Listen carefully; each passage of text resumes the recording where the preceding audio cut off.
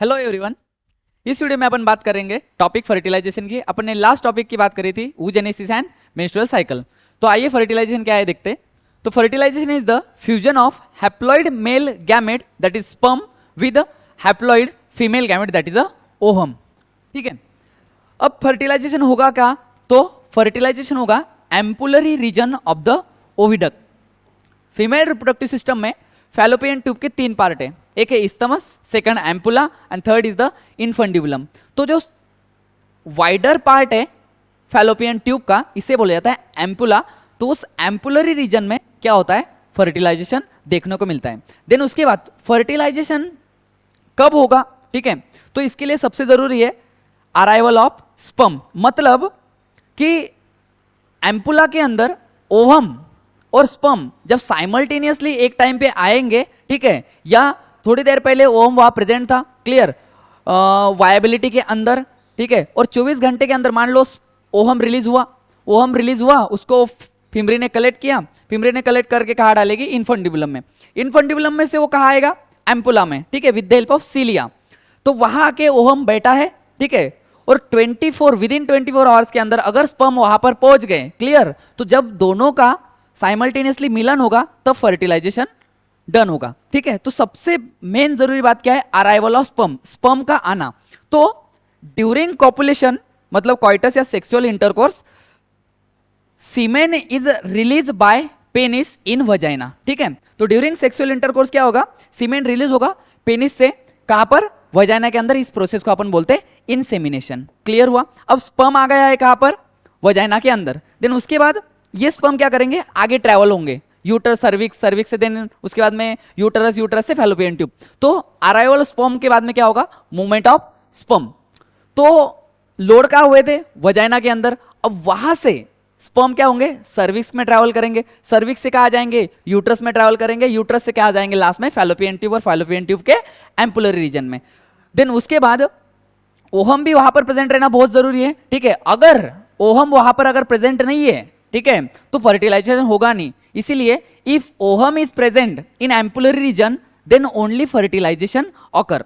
अगर ओहम वहां पर प्रेजेंट है देन ही फर्टिलाइजेशन होगा, अदरवाइज नहीं। इसीलिए अपन लिखते हैं कि that's why all coitus does not lead to the fertilisation. मतलब ये जरूरी नहीं है कि सेक्सुअल इंटरकोर्स हुआ मतलब फर्टिलाइजेशन होगा। ठीक है, क्यों? कि अगर वहां पर ओहम नहीं है, मान लो, ठीक है, ओवुलेशन पीरियड के अदर मतलब जो फर्टिलाइजिंग पीरियड माना गया है मेंस्ट्रुअल साइकिल का, फ्रॉम डे 10 से लेके डे 17 तक, इसके बीच में ओवम आना जरूरी है। क्लियर? मतलब इसके बीच में क्या होता है? डे 14 डे के दिन ओवुलेशन होता है। अपने लास्ट टॉपिक में डिस्कस किया था मेंस्ट्रुअल साइकिल में कि 14 डे पे क्या होता है? ओवुलेशन होता है, उस टाइम पे ओवम आता है। इसके 24 मतलब ओवम रिलीज के बाद 24 आवर के मतलब विदिन 24 आवर वहां पर स्पर्म आना जरूरी है, देन ही फर्टिलाइजेशन होगा, अदरवाइज नहीं। तो स्पर्म आके दूसरे टाइम पे भी कोई मतलब नहीं है, इसीलिए coitus does not result leads to the fertilization. समझ में आ रहा है? देन उसके बाद स्पर्म मूवमेंट पर कौन से फैक्टर अफेक्ट करते हैं, मतलब कौन से फैक्टर फेवरेबल है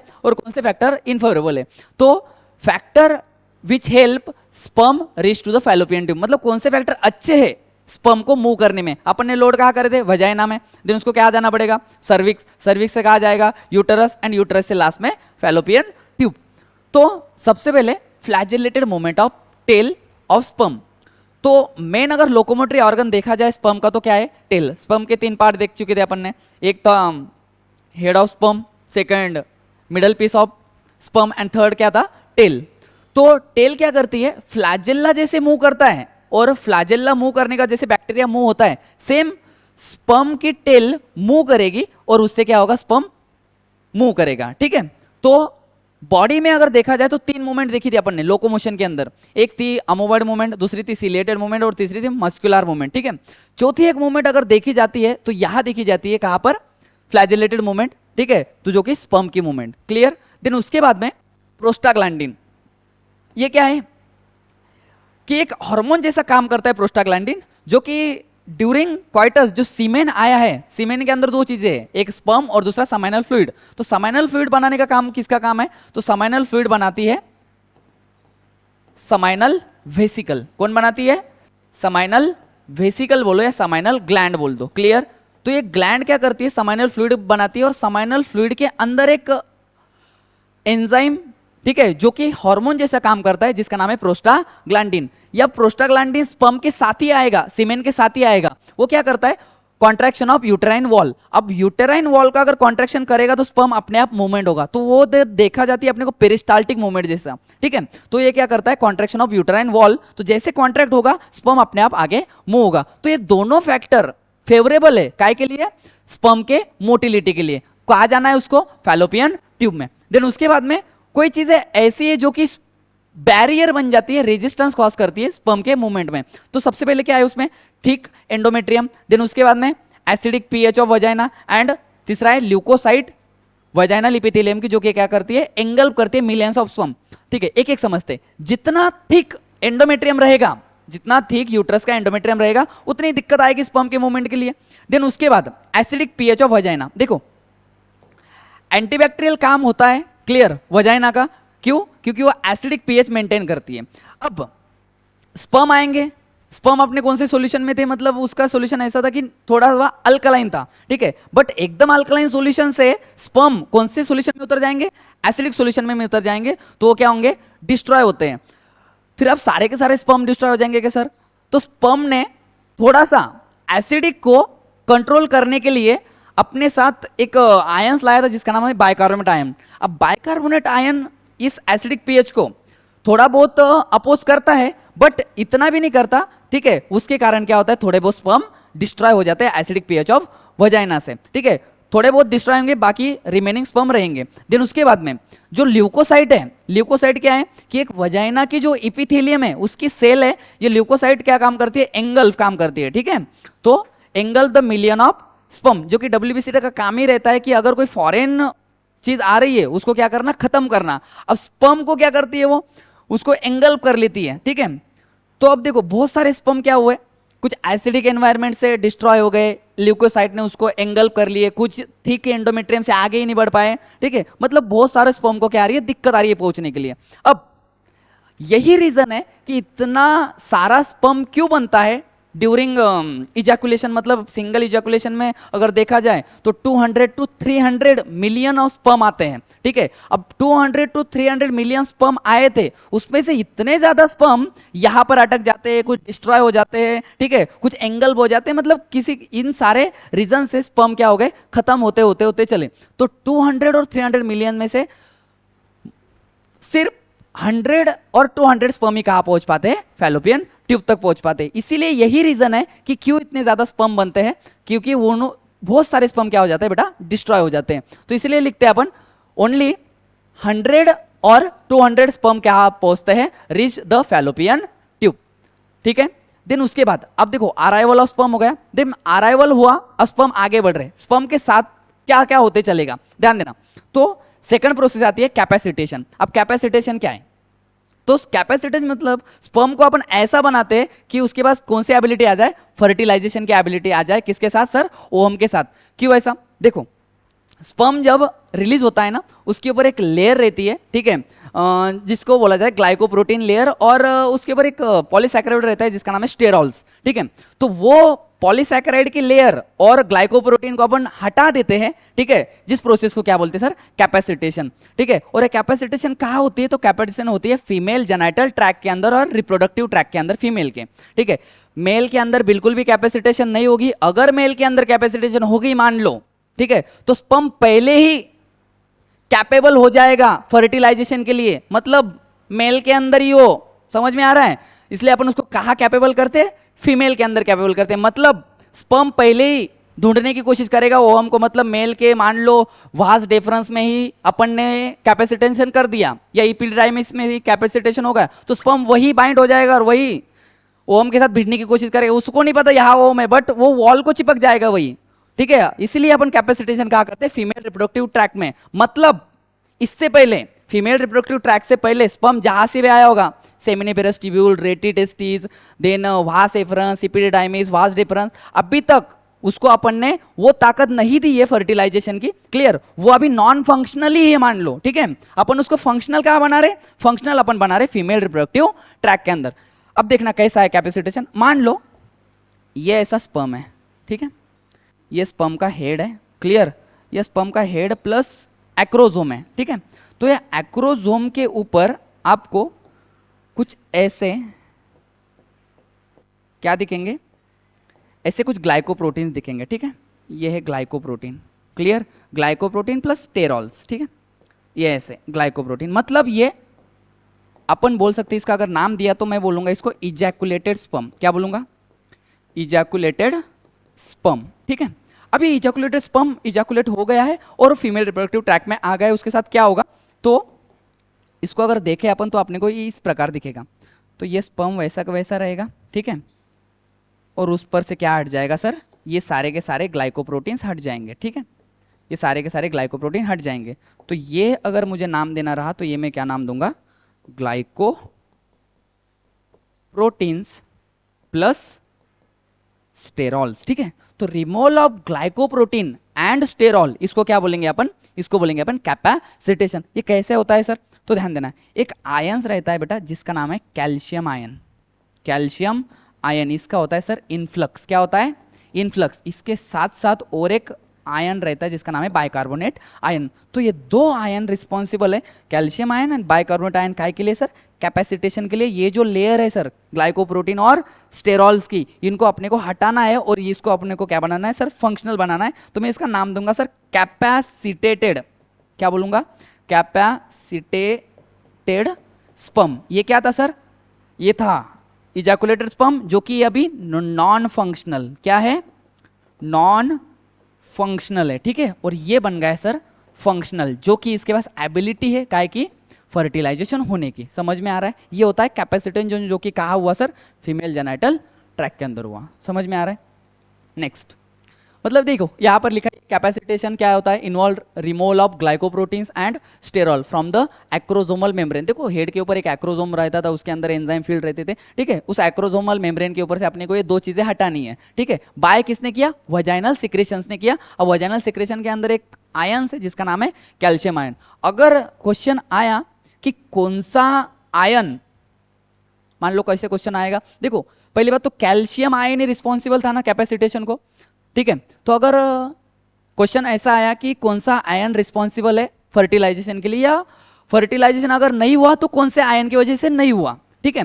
तो मान लो कैल्शियम आयन अगर अब्सेंट है, कैल्शियम आयन अगर अब्सेंट है तो यहां पर बेटा फर्टिलाइजेशन नहीं होगा, फर्टिलाइजेशन इज अब्सेंट, ठीक है। तो इतना इंपॉर्टेंट है कौन, कैल्शियम आयन, कहा फीमेल रिप्रोडक्टिव ट्रैक के अंदर। मतलब कैल्शियम आयन है तो कैपेसिटेशन होगा, और कैपेसिटेशन अगर हुआ तो देन वो फर्म क्या होगा सर, स्पर्म फर्टिलाइजेशन करेगा। समझ में आ रहा है? अगर कैल्शियम आयन नहीं है तो कैपेसिटेशन नहीं होगा, कैपेसिटेशन नहीं होगा तो स्पर्म के पास फर्टिलाइजेशन वाली एबिलिटी नहीं आएगी, ठीक है। तो यहां पर क्या होगा सर, फर्टिलाइजेशन अब्सेंट होगा। तो ये कैपेसिटेशन का इंपॉर्टेंट है, ये बेटा पीवाईक्यू भी रह चुका है कि कैपेसिटेशन कहाँ होता है।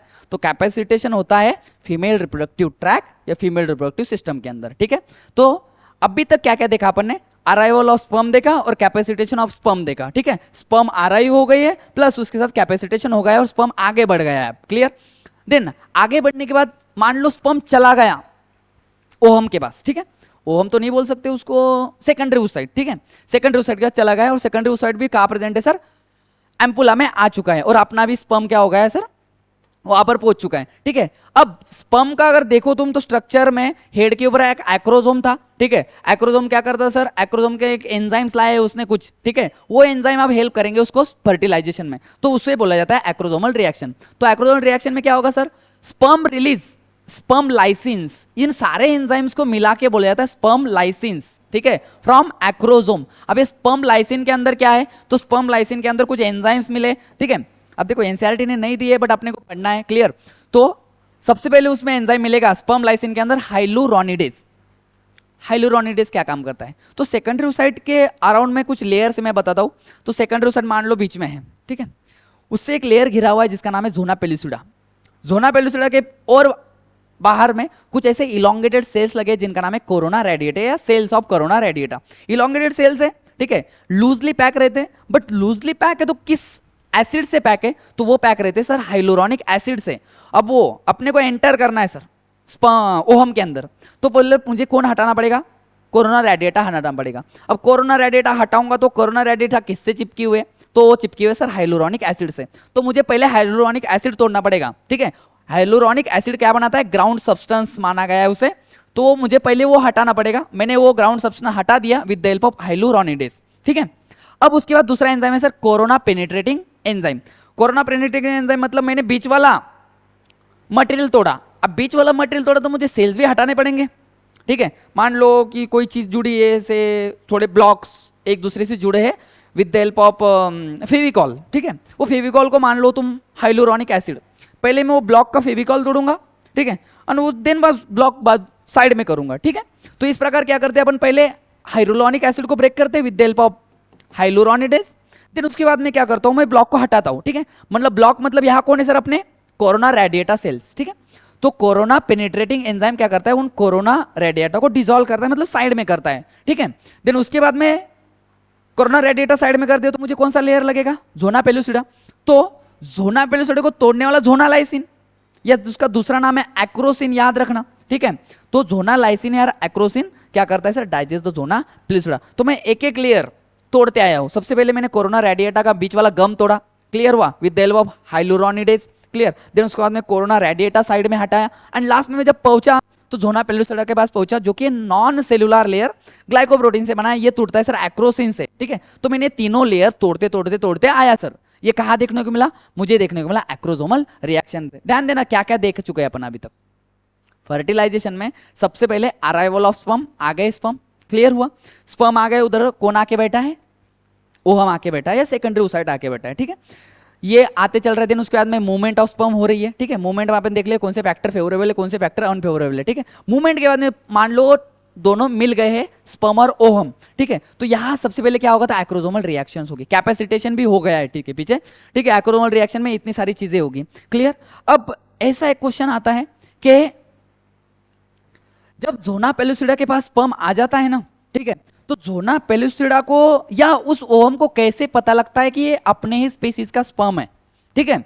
तो जोना पेलुसिडा के ऊपर, ठीक है, कुछ ऐसे रिसेप्टर्स होते हैं, ये मान लो जोना पेलुसिडा है, जोना पेलुसिडा के ऊपर कुछ ऐसे रिसेप्टर होते हैं, ठीक है, उनको बोला जाता है स्पर्म बाइंडिंग रिसेप्टर, ठीक है। ये क्वेश्चन आता है कि स्पर्म बाइंडिंग रिसेप्टर कहां होते हैं, तो receptor for sperm binding present on zona pellucida, मतलब जोना पेलुसिडा के ऊपर कुछ रिसेप्टर्स रहेंगे, वहां रिसेप्टर के ऊपर स्पर्म आके टच होगा। अब देखो मैंने तोड़ते तोड़ते कहा था आ गया, जोना पेलुसिडा के पास आ गया ना, तो मैं जोना पेलुसिडा की बात करूंगा। तो जोना पेलुसिडा के ऊपर कुछ क्या है सर, रिसेप्टर है, वहां पर स्पर्म आके रुक गए, ठीक है। पहले उनको डिटेक्ट करेगा कि ये अपने स्पीसीज के है क्या, ठीक है, क्योंकि दूसरे स्पीसीज के साथ तो स्पर्म फ्यूज नहीं होगा। अब यहां पर ये भी क्वेश्चन आता है सर, म्यूल्स जो है उसमें तो दो स्पीसीज है अलग अलग, एक है डोंकी और दूसरा हॉर्स, है ना। म्यूल्स का रिजल्ट क्या आता है, म्यूल्स मतलब कब बनता है म्यूल्स, तो जब मेल डोंकी का स्पर्म फ्यूज कर जाएगा फीमेल हॉर्स के ओहम के साथ, तब म्यूल्स आएगा, ठीक है। तो फिर वहां सर ये क्यों नहीं काम किया, स्पर्म बाइंडिंग रिसेप्टर वहां क्यों एक्सेप्ट कर लिया, बेटा वो आर्टिफिशियल फर्टिलाइजेशन, पता है क्या, वहां के जो रिसेप्टर है वो न्यूट्रलाइज कर दे, उनको खत्म किया जाता है, देन आर्टिफिशियली फर्टिलाइज किया है। बट नेचुरली कोई भी रैंडम स्पेसीज का स्पर्म रैंडम स्पेसीज के ओहम से फर्टिलाइज नहीं हो सकता। इसके लिए कारण क्या है, क्योंकि हर एक स्पेसीज के उस ओहम के ऊपर कुछ स्पर्म के बाइंडिंग रिसेप्टर होता है। ह्यूमन के अंदर जो ओहम का ऊपर का लेयर है जोना पेलुसिडा, इसके ऊपर कुछ रिसेप्टर है जो कि स्पर्म को डिटेक्ट करते हैं, that is a sperm binding. Question आता है, मैंने लास्ट लेक्चर में बताया था, जोना पेलुसिडा 3 लेयर से बनता है, मतलब 3 प्रकार के ग्लाइकोप्रोटीन से बनता है, that is ZP1, ZP2 and ZP3। तो ये भी क्वेश्चन आएगा कि कौन से लेयर के ऊपर होता है, तो ZP3 के ऊपर क्या होते हैं, स्पर्म बाइंडिंग रिसेप्टर होते हैं, ठीक है। अब अपन ने क्या कंप्लीट कर लिया सर, एक्रोसोमल रिएक्शन कंप्लीट कर लिए। एक्रोसोमल रिएक्शन के बाद क्या दिखेगा सर, मतलब अपन लेयर तोड़ दिए हैं, अब स्पर्म का आके रुका है, जोना पेलुसिडा के ऊपर रुका है, ठीक है। उसके बाद क्या होगा सर, तो एक्रोसोमल रिएक्शन तो देख लिया अपन ने। एक्रोसोमल रिएक्शन के बाद में, ठीक है, sperm reaches the plasma membrane of secondary oocyte. देखो जोना पेलुसिडा के बाद में क्या लगेगा, प्लाज्मा मेम्ब्रेन तो लगेगा ना ओहम का, ठीक है, ठीक है, वहां पर आके रुक गया है कौन, स्पर्म। तो secondary oocyte form reception cone and occur cortical reaction. अब देखो कॉर्टिकल रिएक्शन क्या है और ये रिसेप्शन कोन क्या है, सब चीजें समझते हैं यार, हमारे ध्यान देना अच्छे से। तो मेरे एक्रोसोमल रिएक्शन खत्म हो गई है। अब जो रिएक्शन आती है that reaction is called cortical reaction. ठीक है, एक बार बस देख लेना, मैं डायग्राम के थ्रू एक अच्छे से क्लियर कर दूंगा। ठीक है, सुनना, binding of plasma membrane of sperm with plasma membrane of ohm. ठीक है, अब क्या हुआ, स्पर्म आया था, उसने सारे लेयर हटा दिए। ठीक है, कब हटाए, जब अपना एक्रोसोम बस्ट किया, स्पर्म ने अपना एक्रोसोम तोड़ा। ठीक है, एंजाइम रिलीज हो गए, उस एंजाइम्स ने सारे लेयर हटा दिए सेकेंडरी साइड के। अब प्लाज्मा मेम्ब्रेन ऑफ स्पर्म रहा होगा and plasma membrane of ohm रहा होगा, ये दोनों दोस्ती करना चाह रहे हैं। ठीक है, तो यहां पर मैंने क्या लिखा है, binding of plasma membrane, binding मतलब ज्वाइन होंगे सर, किसका, प्लाज्मा मेम्ब्रेन ऑफ स्पर्म, ठीक है, and plasma membrane of ohm, ये दोनों ज्वाइन होंगे। ठीक है, क्या होता है, ओहम के अंदर कुछ ऐसे बॉडीज होते हैं जिन्हें बोले जाते हैं कॉर्टिकल ग्रैन्यूल्स, छोटे छोटे ऐसे पाउच लाइक स्ट्रक्चर होते हैं जो कि कॉर्टिकल एंजाइम कंटेन करते हैं। कहा, ओहम के अंदर। वो कॉर्टिकल ग्रैन्यूल रिलीज करते हैं cortical enzymes in the perivitelline space. Perivitelline space क्या है, ऐसा स्पेस है जो कि प्रेजेंट है plasma membrane of ovum and zona pellucida के बीच में, जो गैप है that gap is called perivitelline space, उसमें वो एंजाइम्स डालेंगे। ठीक है, तो क्या होगा सर उससे, तो कॉर्टिकल एंजाइम क्या करेंगे सर, हार्ड करेंगे किसको, ज़ोना पेलुसिडा को। अब इससे क्या होगा सर, तो हार्ड करके क्या होगा, तो ओहम के पास एक स्पर्म नहीं आया है, मैंने बोला कि फैलोपियन ट्यूब तक 100 या 200 स्पर्म पहुंच जाते हैं। अब वो 100 या 200 में से मान लो 5 से 6 स्पर्म ओहम को मतलब साइड से घिरे हुए हैं, तो सभी के सभी पेनिट्रेट होना चाहेंगे। ठीक है, सभी ब्रेक करेंगे सारे ओहम के लेयर। ठीक है, अब वो ब्रेक करते करते जाएंगे, बट कोई जो पहला स्पर्म एंटर होगा, ठीक है, वही स्पर्म अंदर जा पाएगा। क्लियर, तो ऐसा क्यों होता है, तो जैसे टच हुआ सर, क्लियर, तो इसने क्या किया, कॉर्टिकल एंजाइम रिलीज कर दिया, और कॉर्टिकल एंजाइम ने क्या किया, ज़ोना पेलुसिडा को हार्ड कर दिया। हार्ड करने से क्या होगा सर, प्रिवेंट द पॉलीस्पर्मी। ठीक है, मतलब एट अ टाइम एक ओहम के साथ एक ही स्पर्म फ्यूज हो सकता है।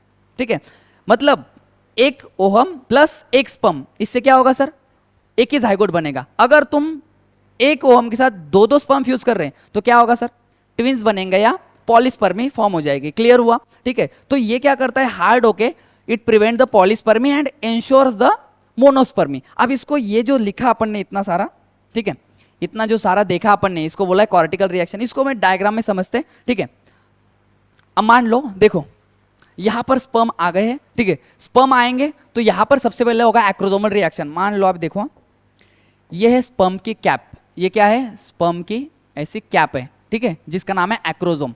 ठीक है, या भी एक स्पर्म है, इसकी कैप है जिसका नाम है एक्रोसोम। अब ये एक्रोसोम से क्या निकलेंगे सर, एक्रोसोमल एंजाइम निकलेंगे। ठीक है, अब एक्रोसोमल एंजाइम बता चुका हूं मैं, हाइलुरोनिडेज है, कोरोना पेनिट्रेटिंग एंजाइम है। जिसके बाद में क्या है सर, एक्रोसिन है। ठीक है, ज़ोना लाइसिन है। इसने सारे के सारे ब्रेक करते करते करते लाया सर, इसको भी ब्रेक कर दिया। ठीक है, ये क्या है सर, ज़ोना पेलुसिडा, ये कोरोना रेडिएटा को हटा दिया, ज़ोना पेलुसिडा को भी तोड़ दिया, और ये कौन है, सेकेंडरी oocyte। ठीक है, अब मान लो यही अपन अगर इतना देखें, मान लो इतना चीजें समझने की कोशिश करें, इतना क्लियर हुआ। ठीक है, इतना अगर देखे या तो ऐसा है, मतलब मैंने इनको हटा दिया कोरोना रेडिएटा को, सर ये देखो ज़ोना पेलुसिडा को भी तोड़ दिया, ये कोरोना रेडिएटा को हटा दिया, ज़ोना पेलुसिडा को भी ब्रेक कर दिया। अब बचा क्या है, ये है सर कौन, ये है प्लाज्मा मेम्ब्रेन, किसका, ओहम का या सेकेंडरी oocyte का।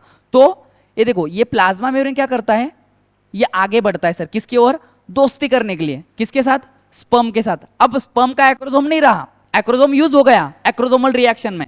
अब ये है सर प्लाज्मा मेम्ब्रेन किसका, स्पर्म का।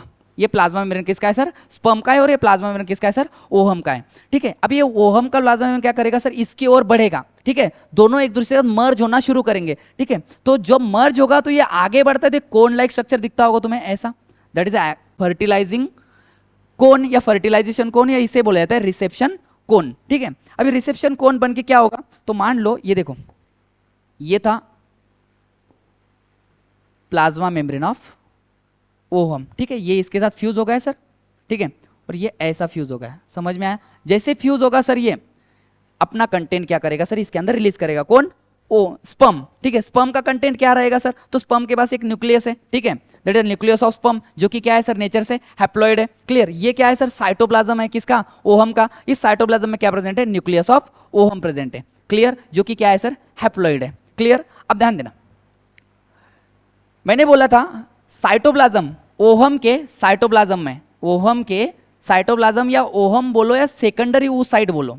ठीक है, एक्चुअली इसको सेकेंडरी oocyte ही बोलना चाहिए, ओहम तो नहीं बनेगा अभी। ठीक है, तो सेकेंडरी oocyte के साइटोप्लाज्म में कुछ मैंने बोला था कॉर्टिकल ग्रैन्यूल्स रहते हैं, ठीक है, कॉर्टिकल ग्रैन्यूल। वो कॉर्टिकल ग्रैन्यूल्स क्या करते हैं, कॉर्टिकल एंजाइम कंटेन करते हैं। ग्रैन्यूल्स मतलब छोटे छोटे लोब्यूल्स लाइक स्ट्रक्चर होते हैं, जो कॉर्टिकल ग्रैन्यूल क्या कंटेन करते हैं, कॉर्टिकल एंजाइम। अब ये कॉर्टिकल एंजाइम है मान लो, ठीक है, ये कॉर्टिकल एंजाइम्स यहां आएंगे ऐसा, ठीक है, इसके अंदर से, क्लियर। तो मैंने बोला था ये आके कहा है, तो बेटा ये एक स्पेस में आए, दैट स्पेस इज कॉल्ड, ये देखो ये जोना पेलुसिडा, क्लियर, और ये प्लाज्मा मेम्ब्रेन, ठीक है, एक स्पेस में आए, that space is called perivitelline space. तो ये कॉर्टिकल एंजाइम सारे के सारे कहा है सर, इस स्पेस में आए, क्लियर। यहां सारे के सारे कॉर्टिकल एंजाइम फील्ड हो गए, मान लो ऐसा ऐसा ऐसा ऐसा सारे के सारे कॉर्टिकल एंजाइम यहां पर आते गए, क्लियर। जैसे आते गए बेटा तो जोना पेलुसिडा जो है ये सारा का सारा क्या हो जाता है सर, ऐसे हार्ड बन जाता है, क्लियर हुआ। जोना पेलुसिडा क्या हो जाता है, ऐसे हार्ड हो जाता है, ठीक है। तो मैं बोलूंगा जोना पेलुसिडा क्या होगा सर, हार्ड बन गया। जैसे हार्ड बना सर, तो ये क्या कर देगा, एडिशनल स्पर्म की एंट्री ब्लॉक कर देगा। मतलब एट अ टाइम जो पहला आया था, जैसे अंदर एंटर होते ही कॉर्टिकल रिएक्शन शुरू हो जाएगी, और कॉर्टिकल रिएक्शन शुरू हो जाएगी तो क्या हो जाएगा सर, ब्लॉक हो जाएगी एडिशनल स्पर्म की एंट्री, मतलब पॉलीस्पर्मी यहां पर प्रिवेंट हो रही है, क्लियर हुआ। देन उसके बाद में जैसा ये ब्लॉक होगा, एडिशनल स्पर्म की एंट्री ब्लॉक होगी, ये न्यूक्लियस अंदर आ जाएगा। ऑलरेडी यहां पर न्यूक्लियस प्रेजेंट है किसका सर, सेकेंडरी oocyte का या ओहम का। देन इसके बाद क्या होगा, तो जैसे स्पर्म रिच हुआ था सर वहां पर, ठीक है, तो यहां पर मतलब sperm reaches the plasma membrane of ohm, ठीक है, the second meiotic division resume and completed. ये भी एक बहुत इंपॉर्टेंट बात है। देखो अब फर्टिलाइजेशन जैसे हो रहा है, तो जैसे स्पर्म टच हो गया प्लाज्मा मेम्ब्रेन को, किसके, ओहम के, तो वहां पर जो मियोसिस 2 अटकी थी सर, कहाँ अटकी थी, मैंने लास्ट वीडियो में बताया था, मेटाफेज 2 में अटकी थी, ठीक है। मियोसिस 2 कहाँ अटकी थी, मेटाफेज 2 में, तो वो क्या हो जाएगी सर, रिज्यूम हो जाएगी, मतलब फिर से शुरू हो जाएगी और यहाँ पर कंप्लीट होगी। अब देखो ये डिवीजन जो है ये भी अनइक्वल है। मियोसिस 1 कहाँ हुई थी, टर्शरी फॉलिकल के अंदर, ठीक है, टर्शरी फॉलिकल के अंदर, जिसमें क्या था सर, एंट्रम था, क्लियर। अब मियोसिस 2 देखो कहाँ हुई, मियोसिस 2 अभी फर्टिलाइजेशन हुआ भी नहीं है, फर्टिलाइजेशन के थोड़ी देर पहले, जस्ट प्रायर टू फर्टिलाइजेशन यहां पर होगी। बट ये जो है मियोसिस 2, ये मियोसिस 2 भी क्या है सर, अनइक्वल डिवीजन है, जैसे मियोसिस 1 हुआ था। मियोसिस 1 में क्या बना था, secondary oocyte and first tiny polar body. Sir यहां क्या बनेगा मियोसिस 2 में, मियोसिस 2 में बनेगा second tiny polar body, second tiny polar body, and यहां पर बनेगा सर ओहम, जिसको बेटा एनसीईआरटी ने लिखा है ऊटिड, ठीक है, ब्रैकेट में एक शब्द लिखा है ऊटिड, ठीक है। दोनों के दोनों नेचर से सर क्या रहेंगे, हैप्लॉइड रहेंगे, क्योंकि सेकेंडरी oocyte क्या है सर, हैप्लॉइड है, क्लियर हुआ। तो यहां पर ओहम बना है sir haploid, and second tiny polar body बनेगी जो कि हैप्लॉइड है। सेकंड टाइनी पोलर बॉडी का क्या काम है सर, कोई काम नहीं है, नॉन फंक्शनल रहती है, ठीक है। यहां पर काम की बात एक ही है, दैट इज अ ओहम, ठीक है। अब मान लो न्यूक्लियस भी बन चुका है और उधर से न्यूक्लियस एंटर हो रहा है, ठीक है, तो यहां पर क्या होगा सर, न्यूक्लियस आ गया है किसका, स्पर्म का अंदर, ठीक है, और ओहम का ऑलरेडी प्रेजेंट है वहां पर, तो दोनों male sperm nucleus plus female sperm nucleus दोनों हैप्लॉइड है, दोनों फ्यूज कर जाएंगे सर, और क्या बनेगा, leads to formation of diploid zygote, जो कि ये फर्स्ट सेल ऑफ लाइफ, और इसे क्या बोला जाता है सर, फर्टिलाइजेशन। तो क्या क्या देखा अपन ने देख चुका है अभी तक। सबसे पहले फर्टिलाइजेशन क्या होता है, तो फर्टिलाइजेशन क्या होता है sir, fusion of male and female gamete sir, किसके, स्पर्म के एंड ओहम के, ठीक है। साइट का होगा सर, एम्पुला में होगा। अराइवल ऑफ स्पर्म इंपॉर्टेंट है सर, ठीक है, अराइवल कैसे हुआ, कॉपुलेशन से। देन उसके बाद में कॉपुलेशन स्पर्म आगे बढ़ेंगे सर, आगे बढ़ेंगे तो कौन हेल्प करेगा, तो इसमें हेल्प करेंगे सर स्पर्म की टेल, क्लियर। देन उसके बाद में प्रोस्टाग्लैंडिन। उससे पहले मूवमेंट ऑफ स्पर्म कहाँ से कहाँ हो रही है, तो वजाइना से सर्विक्स, सर्विक्स से uterus and fallopian tube, ampullar region तक, ठीक है। वो हम भी वहां पर उस टाइम पे आना बहुत जरूरी है, देनी फर्टिलाइजेशन होगा, अदरवाइज नहीं। अभी मैंने देखा कौन से फैक्टर हेल्प करते, तो यहाँ पर हेल्प करता है सर टेल, दूसरा प्रोस्टाग्लैंडिन, ठीक है। बैरियर कौन से है, तो थिक एंडोमेट्रियम अगर रहा तो दिक्कत आएगी, एसिडिक पीएच भी दिक्कत दे रहा है, क्लियर, एंड ल्यूकोसाइट है, ठीक है। तो सारे स्पर्म यहाँ पर मतलब लगभग स्पर्म खत्म होते चलते, बहुत कम स्पर्म फैलोपियन ट्यूब तक पहुंच पाते, ठीक है। 100 to 200, क्लियर हुआ। और 100 to 200 में से भी एक स्पर्म क्या होगा सर, फर्टिलाइज हो पाएगा। देन उसके बाद में सर क्या होगा, कैपेसिटेशन होगा। अराइवल स्पर्म के बाद में क्या है सर, कैपेसिटेशन। कैपेसिटेशन क्या होता है, फीमेल रिप्रोडक्टिव ट्रैक या जेनेटल ट्रैक के अंदर कैपेसिटेशन क्या होता है, मैंने समझाया है अच्छे से कि यहाँ पर ग्लाइकोप्रोटीन और स्टेरॉल की लेयर हटानी है। कौन हटा रहा है, कैल्शियम और बाइकार्बोनेट आयन, ठीक है। कैल्शियम का बड़ा इंपॉर्टेंट रोल है काय के अंदर, फर्टिलाइजेशन के अंदर। देन उसके बाद सर कैपेसिटेशन के बाद एक्रोसोमल रिएक्शन। एक्रोसोमल रिएक्शन में इतने सारे एंजाइम काम करेंगे, ठीक है। Hyaluronidase, corona penetrating enzyme. Then उसके बाद में जोना लाइसिन या एक्रोसिन, ठीक है। रिसेप्टर का क्या काम है ये भी याद रखना। देन उसके बाद में एक्रोसोमल रिएक्शन के बाद में कौन सी रिएक्शन है, कॉर्टिकल रिएक्शन है, ठीक है। कॉर्टिकल रिएक्शन में ये थ्योरी से ज्यादा इंपॉर्टेंट है ये वाली डायग्राम, ठीक है। तो यहां से शुरू होगी सर कौन सी, कॉर्टिकल रिएक्शन, ठीक है। यहां पर कॉर्टिकल रिएक्शन से पहले क्या बनेगा, तो फर्टिलाइजेशन कौन बनेगा, एक थोड़ा एक्स्ट्रा पॉइंट है याद रखना, ठीक है। एनसीईआरटी ने नहीं दिया है बट याद रखो।